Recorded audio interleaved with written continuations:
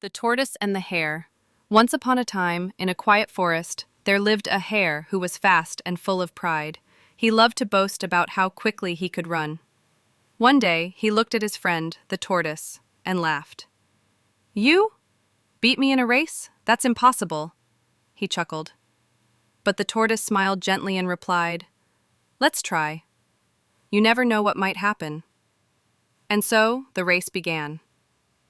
The hare dashed off like the wind, leaving the tortoise far behind. The forest echoed with his laughter as he ran ahead. But soon, the hare grew lazy. He looked back and saw no sign of the tortoise. "He's too slow," the hare yawned. "I'll rest under this tree for a while." And with that, he fell asleep. Meanwhile, the tortoise kept moving.